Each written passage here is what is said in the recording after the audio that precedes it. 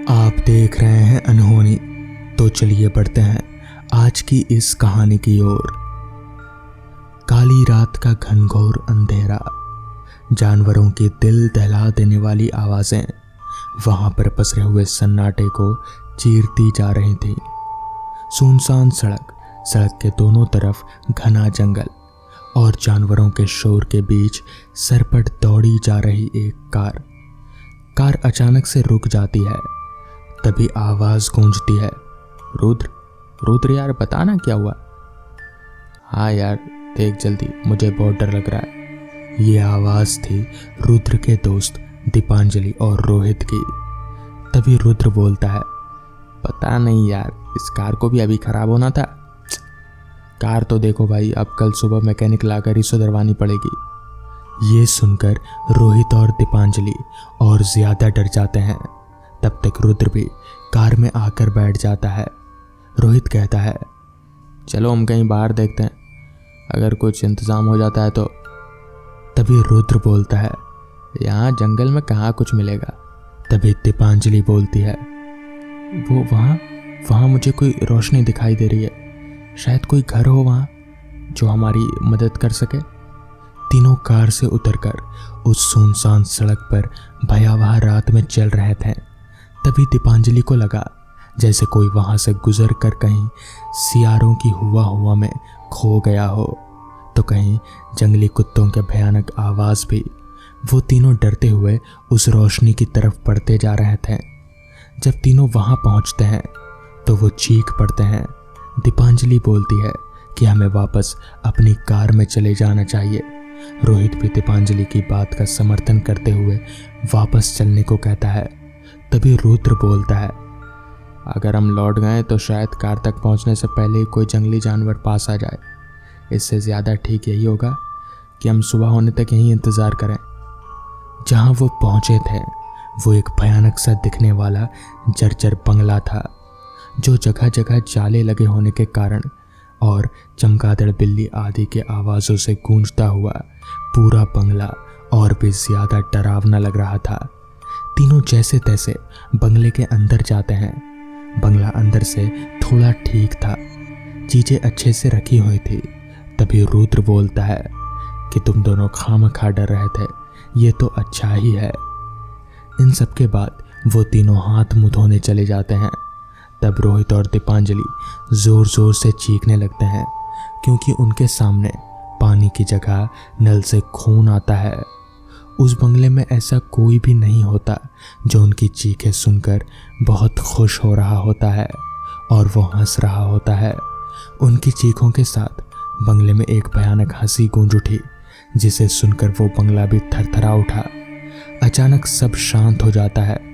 दूसरी तरफ से रुद्र दौड़ते हुए दोनों के पास आता है और बोलता है, क्या हुआ, तुम दोनों ऐसे चीख क्यों रहे हो। तब दीपांजलि कांपते हुए उसे उस ओर इशारा कर देती है। रुद्र उस ओर देखता है तो वहां से पानी ही आता दिखता है। वो दोनों की तरफ मुड़कर बोलता है, यार क्या नाटक लगा रखा है, पानी ये तो है, खून कहाँ, मुझे तो कुछ भी नहीं दिख रहा। रुद्र की बात सुनकर दीपांजलि और रोहित वापस से उस ओर देखते हैं तो वो चौंक कर कहते हैं कि हम लोग झूठ नहीं बोल रहे थे, सच में वहां से खून ही आ रहा था। तभी रुद्र कहता है, यह सब तुम्हारे मन का वहम हो सकता है, चलो खाने का इंतजाम हो गया है, जल्दी आओ। अभी ये हुआ ही था कि बंगले में फिर से भयानक हंसी गूंजने लगती है। चमगादड़ों की आवाज, उल्लू का रोना, कुत्तों के भौं भौं, सियारों की हुआ की आवाजें काली रात को और भी भयावह बना रही थी।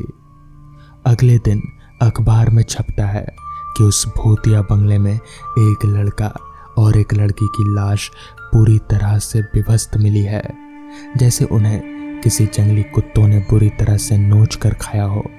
बिल्कुल बुरी तरह से कटी फटी लाशें, उनके चारों तरफ तितर बितर मांस के टुकड़े, यहाँ वहाँ पड़ी खून की बूंदें उस रात से भी ज्यादा भयावह थी।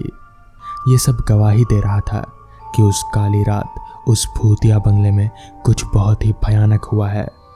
और उसी जंगल की एक सुनसान सड़क पर रुद्र का घायल मृत शरीर भी मिला है। फिर कुछ समय बाद तक कोई भी सबूत ना मिल पाने के कारण ये बात यहीं ख़त्म हो जाती है। दूसरी तरफ ये पहली खबर पढ़कर एक बुजुर्ग आदमी मुस्कुराते हुए कुछ बुदबुदा रहा होता है कि ले लिया अपना बदला। एक दादा पोते की जिद करने पर वो भयावह अफसाना सुनाने के लिए तैयार हो जाता है जिससे वो अभी तक अनजान था। बात करीबन 25 साल पुराने की है, जब गांव के कर्ता धर्ता बड़े आदमी ही हुआ करते थे, जैसे ठाकुर, जमींदार आदि ऐसे लोग। उस गांव के पास एक जंगल था। हम भी उसी गांव के रहवासी थे। हमारे गांव के एक ठाकुर हुआ करते थे, ठाकुर राम सिंह। वो बहुत दुराचारी था, लेकिन गांव वालों की मजबूरी थी कि कभी रुपयों की ज़रूरत पड़ती तो उसी का मुंह देखना पड़ता था। गरीबी में जैसे तैसे दिन कट रहे थे कि एक दिन तू अचानक बहुत बीमार हो गया। तू तेरे माँ बाप का इकलौता बेटा था, तो वो दोनों तुझे किसी भी कीमत पर खोना नहीं चाहते थे। जब उन्होंने देखा कि तेरे बुखार का कोई वैध हकीम की दवा का असर नहीं हो रहा है, तो तेरा बाप तुझे गांव से दूर बसे शहर के एक अस्पताल ले गया। वहां से पता चला कि तुझे कोई बड़ी बीमारी है जो लगभग 50,000 रुपयों से ठीक होती। उस जमाने में 50,000 जैसी रकम हम गरीबों के लिए बहुत बड़ी होती थी। ऐसे में ठाकुरों के पास ही इतनी बड़ी रकम मिलती थी। तेरे बापू ने तुझे बचाने के लिए गांव के ठाकुर राम सिंह से 50,000 कर्ज के तौर पर ले लिए। राम सिंह ने तेरे बापू को कर्ज दे तो दिया, लेकिन उसके साथ बहुत ज़्यादा ब्याज मांगा। फिर तेरे बापू ने तुझे बचाने के खातिर कर्ज ले लिया। ऐसे ही तेरा बापू उस ठाकुर का ब्याज भरने लगा, लेकिन एक बार तेरे बापू से ब्याज देने में चूक हो गई, क्योंकि उस समय तेरी माँ बीमार हो गई। ब्याज के पैसे माँ के इलाज में लगने के कारण वो पैसे नहीं दे पाया। उसके बाद आर्थिक स्थिति और बिगड़ती चली गई, जिस वजह से तेरा बापू राम सिंह को कई दफ़ा ब्याज नहीं दे सका। एक दिन राम सिंह ने अपने आदमी तेरे माँ बाप को लेकर जंगल में बने राम सिंह के बंगले पर ले गए, और जैसा गांव के आदमियों ने बताया कि राम सिंह ने तेरे बापू की और तेरे माँ की बेरहमी से हत्या कर दी, क्योंकि उसने राम सिंह को उसका पैसा नहीं दिया था। राम सिंह ने तेरी माँ के साथ बहुत बुरा किया और फिर उन दोनों को जंगली कुत्तों का भेंट चढ़ा दिया। उस दिन मैं तुझे लेकर जंगल के दूसरी तरफ गया था, जिसके कारण हम दोनों बच गए। गांव के एक आदमी से मुझे ये सब पता चलने पर मैं तुझे वहाँ से दूर शहर ले आया और यहीं मजदूरी करके तुझे बड़ा किया, पाला।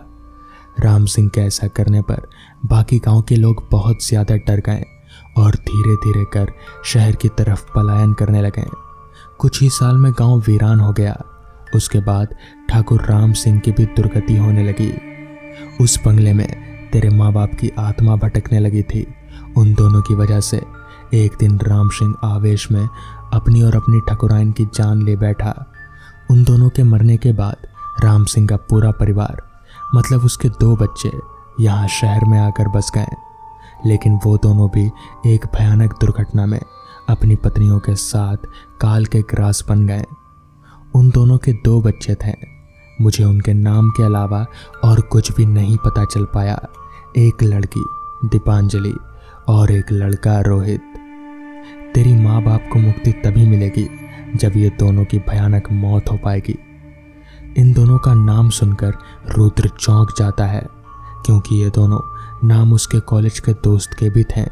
रुद्र अपने दादा से उस गांव का नाम पूछता है और दीपांजलि और रोहित के माँ बाप से भी उनका नाम पूछता है। दादा से ये सब जानकर रुद्र को विश्वास हो जाता है कि दीपांजलि और रोहित उसके दोस्त नहीं, वो दोनों राम सिंह के पोता और पोती हैं।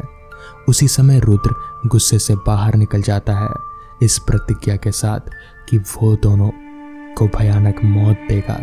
लेकिन भविष्य के गर्भ में कुछ और ही लिखा था। रुद्र का एक सुनसान सड़क पर किसी गाड़ी से एक्सीडेंट हो गया और गाड़ी वाला भी वहां अपनी गाड़ी लेकर भाग गया।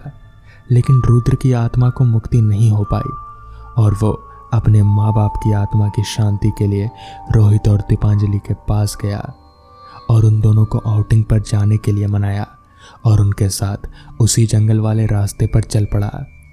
दूसरी तरफ रुद्र के दादाजी रुद्र के वापस नहीं आने के कारण परेशान तो थे, लेकिन शायद नियति को मंजूर कर लिया, इसलिए उन्होंने रुद्र के गुमशुदगी दर्ज नहीं कराई।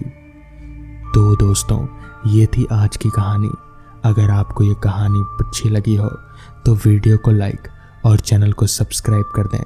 तो मैं आपका दोस्त आर्यन जल्द ही मिलूंगा आपसे ऐसी ही नई कहानी के साथ।